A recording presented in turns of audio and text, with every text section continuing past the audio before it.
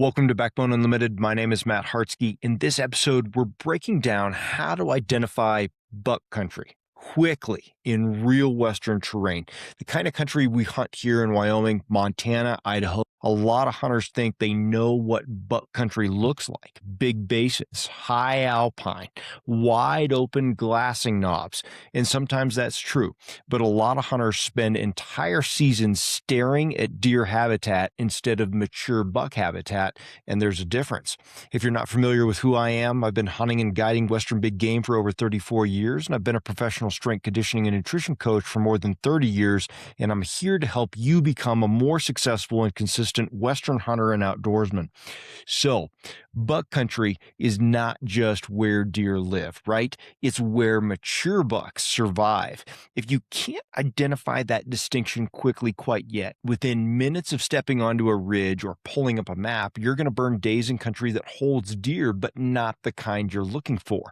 In this episode, I'm going to walk you through how I evaluate terrain fast, elevation bands, edge density, escape structure, pressure displacement, the subtle terrain features that consistently hold older class deer, mule deer, across the Rockies. This isn't about hiking deeper just to feel remote. It's about diagnosing terrain that allows bucks to age.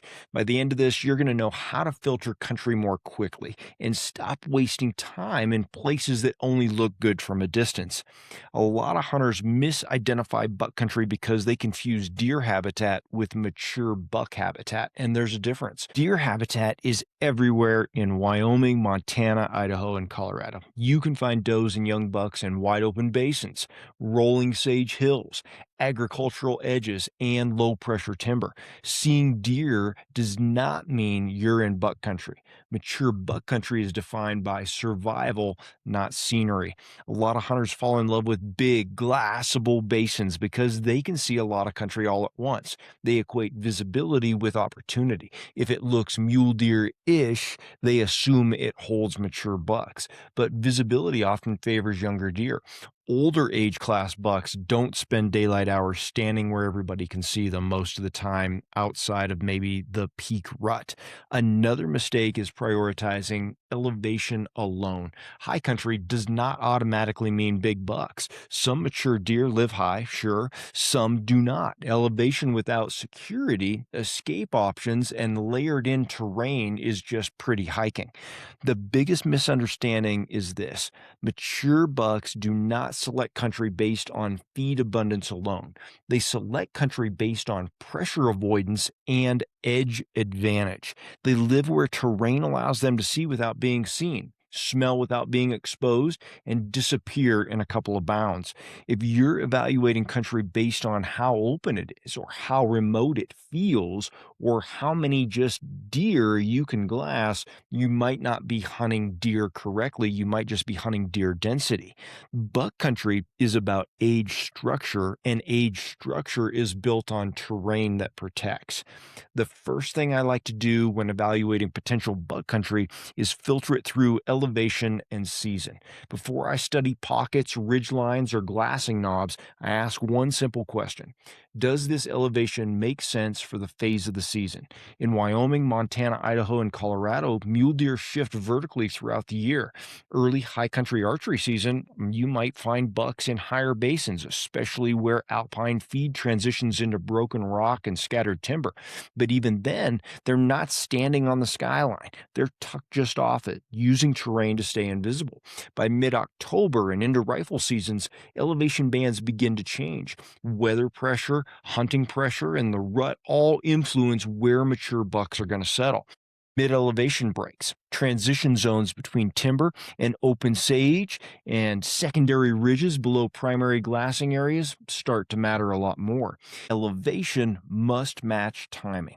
In 60 seconds, I want to be able to identify the upper escape terrain, the mid-slope benches and broken transitions, and the lower winter direction movement routes. If the elevation bands don't connect logically with the season, I move on. Mature bucks are vertical animals just like elk. If the elevation doesn't align, the rest of the analysis doesn't really matter.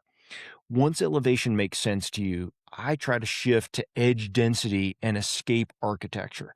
Mature mule deer don't live in wide open bowls unless those bowls are broken. They live in terrain that gives them options, and that means edges.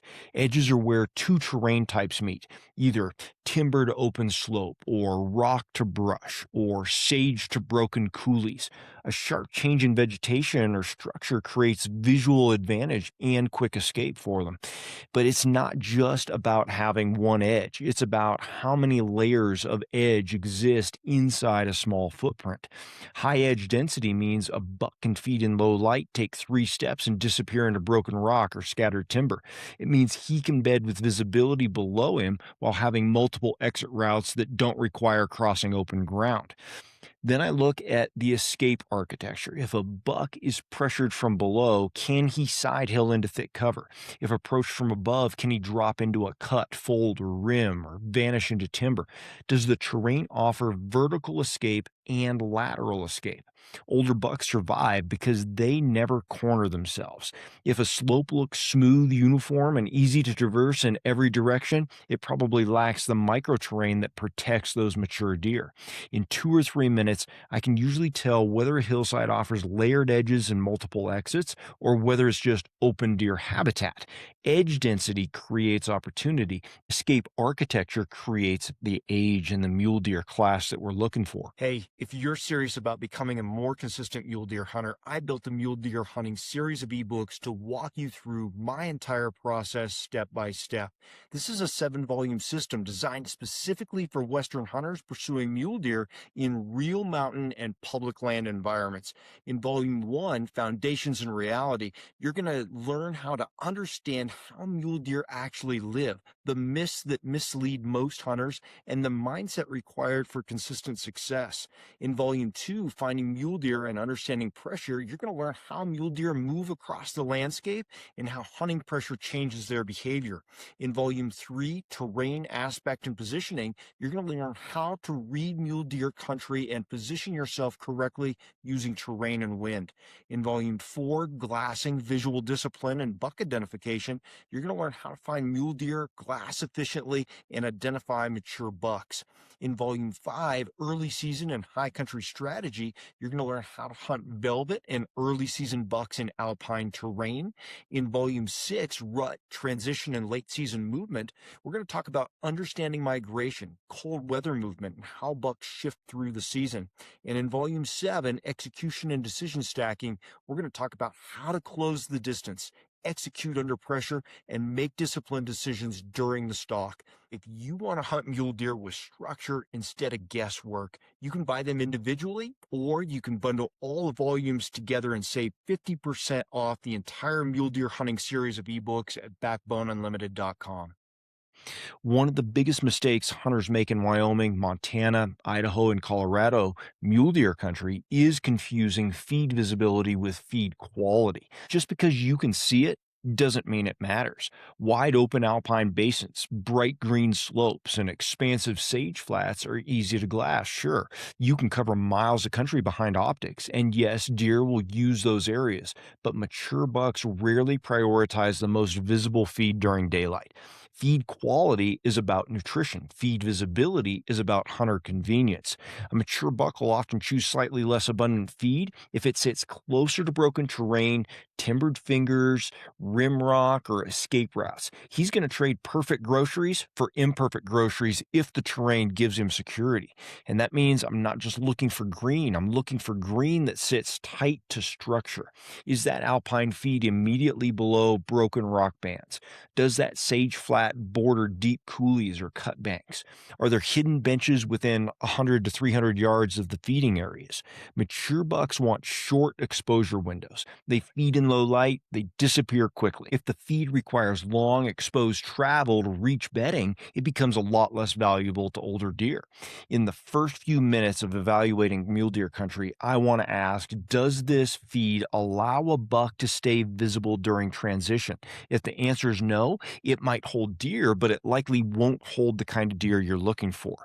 Quality feed next to structure beats a visible feed every time. And not all mule deer country produces mature mature bucks. Some terrain simply doesn't allow deer to age well. They get killed too easily. When I evaluate buck country in Wyoming, Montana, Idaho, and Colorado, I'm not just asking, are there deer here? I'm asking, can a buck survive here for 4, 5, 6 years or more?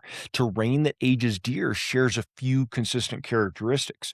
First, it creates limited human movement, steep side hills with loose rock, broken rim systems, cliff bands, deadfall pockets, or deeply cut coulees slow hunters down. Mature bucks gravitate towards terrain that naturally discourages that casual pressure.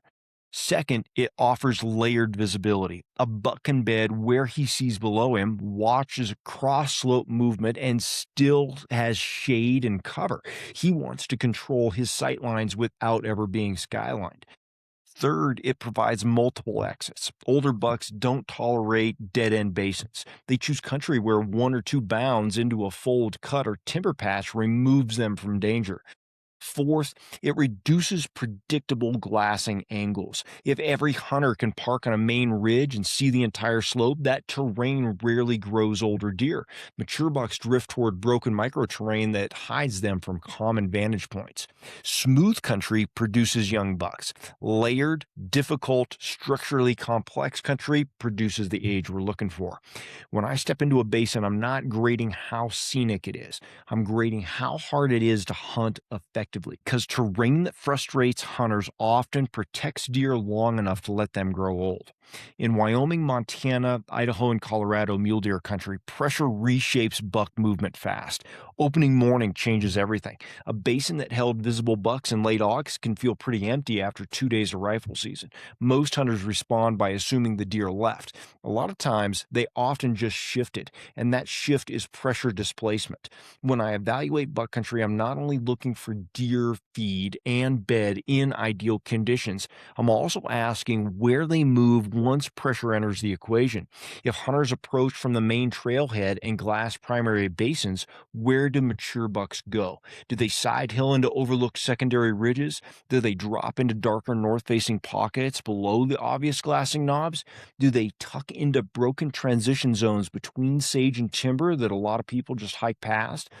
Secondary security is rarely too dramatic, right? It's often a subtle fold or a mid-slope bench off the main spine or a shallow cut that doesn't look impressive on a map. Mature bucks don't flee miles unless they're forced. They shift just far enough to regain their advantage. If a piece of country offers no secondary pockets, no layered escape terrain off the main structure, it's probably not going to hold those older deer once the pressure hits. In the first few minutes of evaluating terrain, I want to ask, where is the second move? If you can't identify where a buck would reposition under pressure, you're only analyzing preseason country, right? Not that pressured time when hunters show up. And preseason country doesn't kill many mature deer once the season gets going. At the first 5 minute mark, I want to make a decision, not an emotional one, not a hopeful one, a structured one. Just like elk country, buck country has to pass a filter. If it doesn't, I move on without hesitation. I grade the terrain across 5 pillars.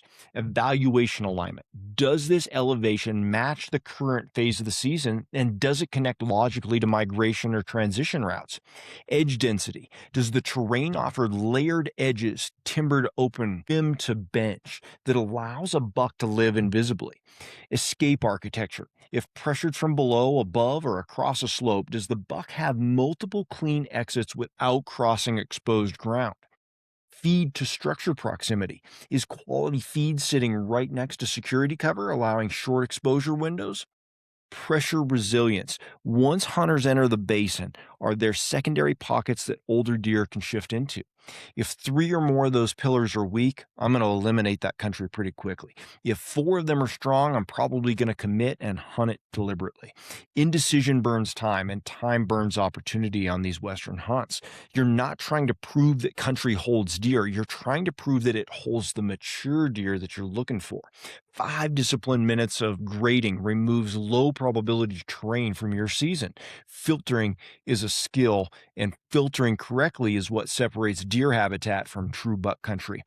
There are a few myths about buck country that quietly ruin seasons across Wyoming, Montana, Idaho, and Colorado. So let's talk about a few of those. The first myth is that higher is always better. Yes, early season alpine can hold good bucks, but elevation alone doesn't create maturity. If that high country lacks edge density, escape folds, and pressure displacement pockets, it becomes a summer postcard instead of a fall opportunity. The second myth is that you just need to hike further than everybody else. Distance can reduce pressure, but it doesn't automatically create buck structure. You can hike 10 miles into smooth open terrain that offers no layered security and still be hunting young deer. The third myth is that more deer equals better buck country. Seeing a lot of deer often means the terrain favors visibility and density, but not necessarily the age structure you're looking for. Mature bucks typically separate from the most obvious concentrations, especially during daylight. Another myth is that giant bucks only live in massive basins. In reality, a lot of older deer spend daylight hours in small, overlooked pockets tucked off the main ridges. Big country can hold big bucks, but so can subtle, broken terrain that a lot of hunters walk past. And the final myth is relying on past sightings alone. Just because a buck was there last year doesn't mean the structure still protects him today. Buck presence is temporary. Terrain that allows deer to age is permanent. So don't just hunt sightings, hunt the terrain. If you hunt myths like these, you're going to chase memories. If you hunt structure, you're going to build consistency. When you strip all of this down, identifying buck country quickly comes down to the one shift in thinking. Stop hunting pretty country. Start hunting mature structure. Some of the best beautiful basins in Wyoming, Montana, Idaho, and Colorado will absolutely hold deer. They're going to photograph well. They're going to make you feel like you are in the right place. But don't get tricked because scenery does not age bucks. Sure, mule deer live in terrain that protects them from predictable human movement. They choose broken edges, layered escape routes, pressure-resistant pockets, and subtle transition zones that a lot of hunters just plain overlook or don't want to go into. They don't need dramatic landscapes, but they do need that structural advantage. Train your eye to look for elevation alignment, edge density, escape architecture, feed tight to cover, and secondary security. You're going to be able to filter country pretty quickly. Within minutes of stepping onto a ridge, you're going to know whether that terrain gives a buck the tools he needs to survive for multiple seasons. And that speed matters because time spent in the wrong country compounds your frustration. Time spent in the right structure compounds your opportunity on mature deer. You're probably going to hunt fewer basins, and you're definitely going to pass up a lot of country that looks good. But the terrain you commit to will consistently hold older deer, older age class bucks. And that's the difference between seeing bucks and killing mature deer.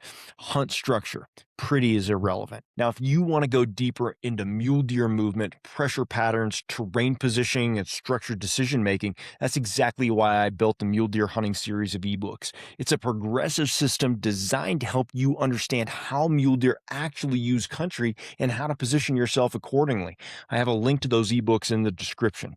If you want ongoing access to the Team Backbone community, classroom, my full digital vault of resources, private discussion, and direct communication to me for planning, you can join Team Backbone at backboneunlimited.com under our membership tab. Everything we talk about here is connected. Preparation is not a single video, it's a system. Thanks for being here. Until next time, train harder, hunt smarter, and never settle.